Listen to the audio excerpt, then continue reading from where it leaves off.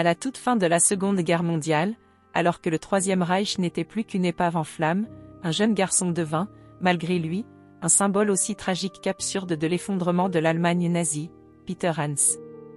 Un enfant soldat décoré par Hitler lui-même, dans ce qui fut sa dernière apparition publique. Un nom que l'histoire a presque oublié, mais dont le destin raconte l'horreur d'une époque où même les enfants étaient transformés en chair à canon. Peter Hans naît en 1932 dans une petite ville de Silésie, région aujourd'hui polonaise. Il grandit dans un monde saturé de propagande nazie, bercé par les discours du Führer, les défilés militaires, et les chants martiaux de la Hitlerjugend. Très tôt, comme des millions d'enfants allemands, il est enrôlé dans les jeunesses hitlériennes.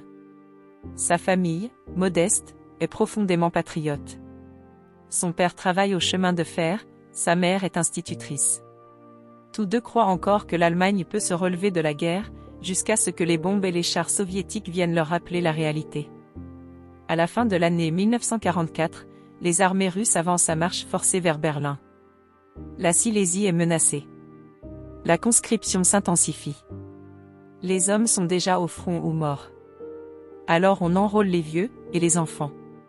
Peter, âgé de 12 ans, est affecté à une unité de la Volkssturm, la milice de la dernière heure composée de jeunes garçons et de vieillards. Nous sommes en mars 1945. La neige fond, la boue emblue les rues. Les soldats soviétiques approchent de la ville de Loban, en Silésie. Peter Hans, comme tant d'autres, a reçu une brève instruction au maniement du Panzerfaust, une arme anti-char jetable. Et puis vient le moment. 2 chars soviétiques pénètrent dans la rue principale. Peter, caché dans une cave avec d'autres adolescents, sort discrètement. Il n'a ni casque, ni uniforme régulier.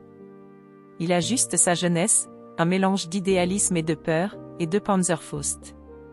Il rampe, se positionne, vise, tire. Le premier char est touché de plein fouet. Il explose. Le second tente une manœuvre d'évitement. Peter court, change de position, tire à nouveau. Le blindé s'enflamme. Les quelques soldats allemands restants acclament le garçon. On dit même que plusieurs Russes auraient été capturés grâce à cette action héroïque. L'anecdote, exagérée ou non, remonte jusqu'au plus haut niveau. À peine quelques jours plus tard, Peter est convoqué à Berlin. Il prend le train, encadré par 2 officiers. Il n'a jamais vu la capitale. Il découvre un champ de ruines, des carcasses de tramways, des immeubles éventrés. C'est dans ce décor apocalyptique qu'on l'amène dans les jardins de la chancellerie du Reich. C'est le 20 mars 1945. Adolf Hitler, vieilli, tremblant, amaigri, sort pour la dernière fois en public. Il serre la main à une vingtaine de jeunes garçons de la Hitlerjugend.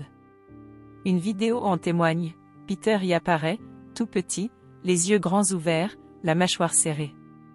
Hitler lui remet la croix de fer de 2e classe. Il lui parle quelques secondes. Que se sont-ils dit? Peter ne le dira jamais. Ce moment, filmé par la propagande, reste la dernière trace d'un Führer en vie à l'extérieur de son bunker. Ce jour-là, la main droite d'Hitler tremblait de manière incontrôlable. Certains médecins parlent aujourd'hui d'un syndrome parkinsonien à un stade plus ou moins avancé.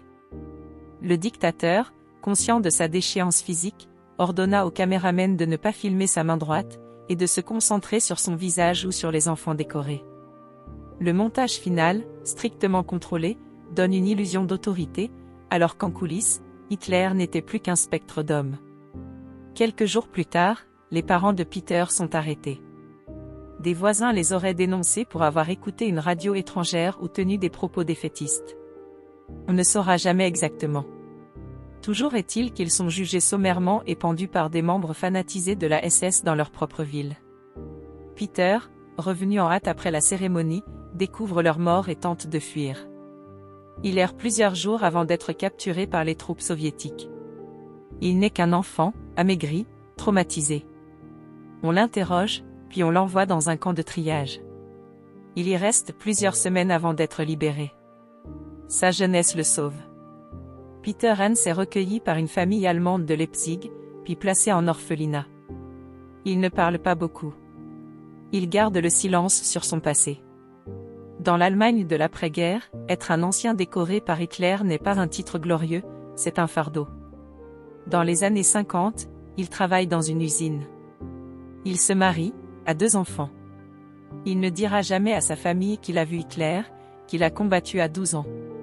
Ce n'est qu'à la toute fin de sa vie qu'il accepte de témoigner, une seule fois, dans un petit journal local. Il y confie sa honte, son incompréhension, et son chagrin d'enfant d'avoir été utilisé comme pion dans une guerre absurde. Peter Hans meurt dans l'anonymat en 2008, à 76 ans. Il est enterré simplement, sans drapeau, sans médaille, sans discours. Son histoire, elle, reste un éclair dans les ténèbres d'une époque où des enfants furent poussés à devenir soldats, et des hommes froids. Si vous avez aimé cette histoire tragique et incroyable, merci de liker cette vidéo et surtout de vous abonner. À bientôt.